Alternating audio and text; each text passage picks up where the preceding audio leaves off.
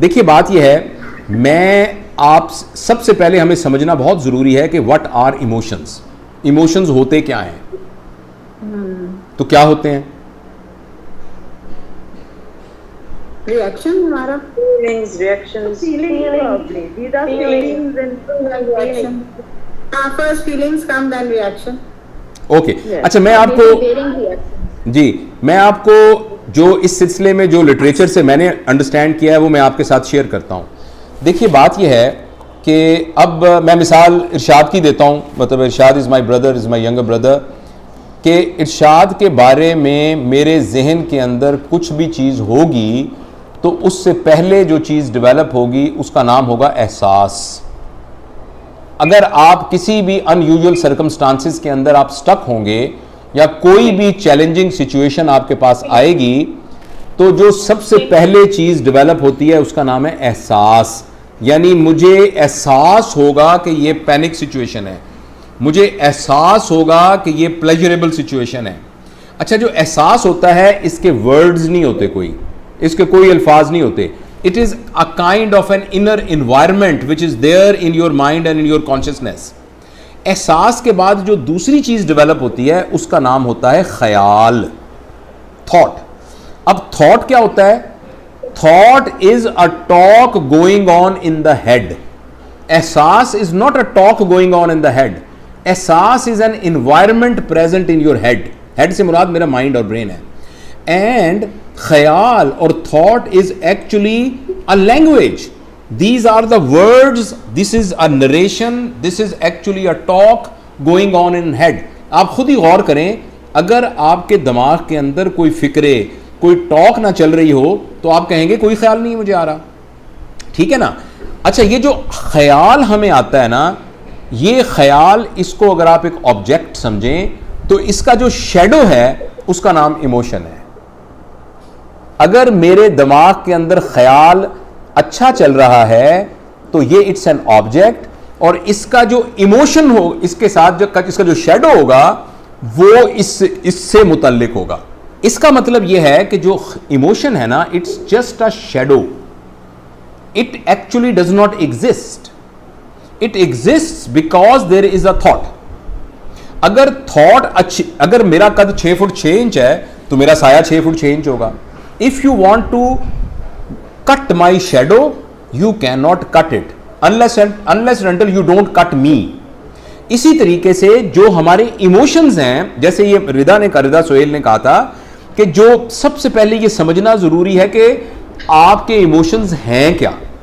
लिहाजा हर वो शख्स जिसका EQ हाई है उससे मुराद ये है कि उस शख्स को अपने ख्याल का पता है और उस ख्याल के नतीजे में पैदा होने वाले इमोशंस का पता है, और जिसके बारे में है उसके भी ख्यालात का पता है और उसके नतीजे में पैदा होने वाले इमोशंस का भी पता है। यानी उसको ये 4 चीज़ों का पता है, लेकिन इन चारों के अलावा एक 5वीं चीज़ का पता है कि वो इनके बाहिमी रिलेशनशिप को भी समझता है। जो शख्स इस रिलेशनशिप को समझ लेगा, that person will be called emotionally intelligent person. मैं, और इसके लिए जो सबसे की वर्ड है, जो अगर आप में से ना, वो पंजाबी का है गाना है, मेरी चुन्नी दियां रेशमी तंदा, सुना है किसी ने पुराना गाना? आजकल के बच्चों ने नहीं ये गाना सुना। सादिया ने सुना है? जी सर, सुना। मेरी चुन्नी दियां रेशमी तंदा नी मैं कुट कुट देनिया गंडा, बहुत गाती हाँ, नी मैं कुट कुट देनिया गंडा। और अगला मिसरा क्या है? किसी को पता है ये बात? तेरी याद ना भूले। हाँ, मदिया बिल्कुल ठीक है। मेरी चुन्नी दियां रेशमी तंदा वे मैं कुट कुट देनिया गंडा के चन्ना तेरी याद ना भूले। अच्छा, इसलिए ये क्या मैंने इसलिए कहा है कि आपकी भी जो चुन्नी है ना, आप उसके साथ एक गंड दे लें। और एक बात याद रखिए कि इमोशनल इंस्टेबिलिटी का जो मसला है ना, ये डिक्शनरी का मसला है। It is a problem of vocabulary. ये बात आपको अजीब सी लगी होगी, मैं एक्सप्लेन करता हूं। This is a matter of language. वो इस तरह कि ये मेरे सामने, ये हमारी कुलीग है, बच्ची बैठी कैमरे से वीडियो बना रही है, इसका नाम इरम है। किसी बात पर मैं इससे लड़ाई हुई और मैं कहता हूं, इरम मैं तुम्हारी टांगें तोड़ दूंगा। अच्छा, असल में मैं क्या कहना चाह रहा हूं कि मैं आपसे बहुत नाराज़ हूं। आपने जो बात की थी वो बहुत गलत बात है। जिस गलत बात की वजह से मेरी एक्सपेक्टेशन आप जो पूरी नहीं हुई, मैं ये आपसे एक्सपेक्ट नहीं कर रहा था, and I am very upset about it. लेकिन अनफॉर्चुनेटली मेरी वोकेबलरी में ये 5 लफ्ज़ नहीं हैं जिनको मैं अपने थॉट से रिलेट कर सका। तो मैंने एक अपनी डिक्शनरी से एक लफ्ज़ निकाला, इरम मैं तुम्हारी टांगें तोड़ दूंगा। अब मेरा पॉइंट समझे हैं?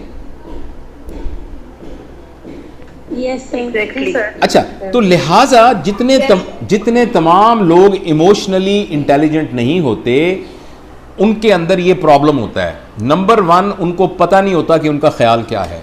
फिर उनको ये नहीं पता होता कि ये जो मेरी फीलिंग डेवलप हो रही हैं, ये जो इमोशंस मेरे डेवलप हो रहे हैं, ये कौन से हो रहे हैं। लिहाजा इमोशन हम कहते हैं अच्छे या बुरे, और ये भी वोकैबुलरी का मसला है। इमोशन ये होने चाहिए anxiety, frustration, helplessness, despair, pleasure, happiness. हमें इस तरीके से समझ में आना चाहिए। अच्छा, जो दूसरे के बारे में बात हो रही है उसमें हमें समझ आता है ये बदतमीज है, ये रूड है, ये एरोगेंट है, ये डिप्रेस है। हमें इस तरीके से समझ आना चाहिए, he is disappointed, he is not fulfilled, he is anxious. इस तरीके से समझ में आना चाहिए। और इनके इंटरप्ले के लिए हमें अल्फाज प्रॉपर आने चाहिए। जितनी भी लड़ाइयां होती हैं, जितने भी झगड़े होते हैं, जितने भी फसादात मचते हैं, जितने ही लोगों के रिलेशनशिप तबाह होते हैं, जिसमें EQ का मसला होता है, आप हैरान होंगे कि वो सारा का सारा मसला लैंग्वेज का मसला है, सिलेक्शन ऑफ रॉन्ग वर्ड्स का मसला है। और सिलेक्शन ऑफ रॉन्ग वर्ड्स की वजह से हम वो बात करवे। आप देखिए ना, आप में से बहुत सारी माएँ होंगी जिनके बच्चे होंगे, और आपने ये बात ज़रूर कही होगी कभी ना कभी, अगर तुमने झूठ बोला तो तुम्हारी ज़बान पर मैं कोयला रख दूंगी। आप अगर माँ हैं, आप एक लम्हे के लिए सोचें कि आपके बच्चे को एक ज़रा सी धूप भी लग जाए तो आपके ऊपर क्या गुजरती है। चे जाए कि आप उसकी ज़बान पर कोयला रख दें। तो मसला लैंग्वेज का हो गया ना। उस बच्चे को आपको ये कहना था असल के अंदर कि बेटा, मेरी तुमसे ये तवक्को थी कि तुम जो हो, अगर तुम्हारे पैसे गुम हो गए हैं तो तुम मुझे आके बताओगे कि पैसे गुम हो गए हैं, और तुम उसकी बदले अब्बू की बटुए में से 200 रुपया नहीं निकालोगे। मेरी तुमसे ये तवक्को थी। तुमने मुझे ये बताया क्यों नहीं कि तुम्हारे पास पैसे नहीं है, और तुमने अब्बू के बटुए से वो पैसे क्यों निकाले।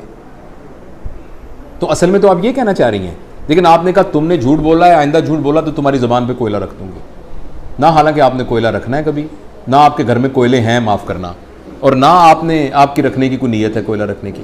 ये सारा का सारा अगर आपने देखना हो ना, इसकी बहुत बड़ी एग्जाम्पल जो है वो वल्गर गालियाँ होती हैं। और मतलब यू आर ऑल फीमेल, तो मेल जनरली जब लड़ते हैं तो और ज़रा थोड़े से लो यानी उसके होते हैं, तो एक दूसरे को गलीज़ गालियाँ देते हैं। उन गालियों के अंदर वो जिस एक्ट की तरफ इशारा कर रहे होते हैं, वो उस शख्स के घर के अंदर बैठी हुई ख़वातीन के बारे में के अंदर हीनियस क्राइम्स की तरफ इशारा कर रहे होते हैं, जिसके करने का ना उनकी पोटेंशियल है, ना उनकी नीयत है, ना उन्होंने करनी है, ना कभी किया है, लेकिन मुंह से उन्होंने बात निकाल दी जिसकी बुनियाद पर कत्ल हो सकते हैं, जिसकी बुनियाद के ऊपर लोगों की गर्दनें काट देते हैं। तो ये जो EQ का मसला है वो सारा लैंग्वेज का मसला है। तो लिहाजा सॉरी बात लंबी, इनमें से हर एक के ऊपर एक्चुअली हमारी डिवाइस वर्कशॉप्स हैं। मैं सिर्फ आपको एक फ्लेवर देना चाहता हूँ। इसलिए माय वेरी डियर फ्रेंड्स, अगर हमारी ना understanding of our thoughts and understanding of the resultant emotions and understanding others thoughts and resultant emotions and their interplay and proper and careless selection of words, अगर ये हमारे अंदर मौजूद है तो हमने अपना 25% पोटेंशियल EQ वाला वो भी ज़ाया कर दिया। Sir here I would like to just add one thing कि हमेशा आपका रिएक्शन सेम नहीं होता। अगर आप अपनी वर्क प्लेस से थके हुए नहीं आ रहे हैं तो, या आप स्ट्रेस्ड आउट नहीं आ रहे हैं तो आप अपने बच्चे को प्यार से डील करेंगे, लेकिन अगर स्ट्रेस्ड आउट आ रहे हैं फिर आप ऐसी ही लैंग्वेज यूज करेंगे। सॉरी बात मुकम्मल हो गई है ना आपकी? जी। देखो बेटा, इसको टेक्निकली ना एक फिनोमेना है जिसे हम कहते हैं पेंडुलम फिनोमेना। ये देखो मैं बनाने की कोशिश कर रहा हूँ। पेंडुलम देखा है आपने, जो घड़ी का पेंडुलम पेंडुलम पेंडुलम, जी जी ये पेंडुलम होता है ना। जी। अच्छा, अब ये पेंडुलम यहाँ जा रहा है, अब ये पेंडुलम यहाँ जा रहा है। ये पेंडुलम यहाँ और यहाँ जो जा रहा होता है ना, ये अपने इंटरनल पावर से जा रहा है, इंटरनल पावर से, उसके अंदर एक अपना लगा हुआ है पावर, उससे जा रहा है। लेकिन अनफॉर्चुनेटली अगर ये पेंडुलम जो है ये एक्सटर्नल फैक्टर की वजह से जाए, यानी हवा का झोंका आया तो उधर चला गया, इधर से कोई नेगेटिव प्रेशर आया तो इधर चला गया, तो ये पेंडुलम बिल्कुल डिसअरे हो जाएगा। हमें स्विंग होना चाहिए, हमें हैप्पीनेस और ग्रीफ के दरमियान में हम स्विंग होते हैं, मगर this has to be because of our internal power. At times I have to be angry because I plan to be angry. At times I am happy because I plan to be happy. मेरी बात समझ रहे हैं ना? अगर ये मेरे इख्तियार से ये पेंडुलम मूव कर रहा है, अगर ये इख्तियार से मूव कर रहा है, फिर तो ये बिल्कुल नेचुरल है, फिर घड़ी का टाइम खराब नहीं होगा। लेकिन अगर ये एक्सटर्नल फैक्टर की बुनियाद के ऊपर ये पेंडुलम डिसाइड हो रहा है कि उसने कैसे मूव करना है, यानी अगर कोई अपने खामद से लड़के आया है तो फिर स्टूडेंट्स की कमबख्ती है। If it is because of that, तो ये तो बेसिकली ना ये IQ की भी वीकनेस है और ये EQ की भी वीकनेस है, राइट? अगर आपने प्लान किया हुआ है कि आज आपने क्लास के अंदर एक डिसिप्लिन की खातिर एक कंट्रोल्ड रेज दिखाना है, कंट्रोल्ड रेज, ये this is part of your strategy. You want to create an environment जिसमें आपका ये ख्याल है कि इस एक्सपीरियंस की वजह से स्टूडेंट्स के अंदर ये वाली चीज डेवलप होगी, लिहाजा मैंने जरा अभी ना स्टिफ फेस के साथ क्लास में जाना है, then it is perfectly fine. लेकिन अगर आपने इस वजह से जाना है कि चूंकि रास्ते में आपकी गाड़ी का पहिया पंक्चर हो गया था तो इसलिए आपने आके स्टूडेंट्स को डांटना है, तो this is actually not a normal human behaviour. इसका मतलब है हमारे पार्ट के ऊपर स्किल्स के अंदर कहीं कमी है। एनीवेज, तो ये था, I hope I answered the question. Yes. Okay.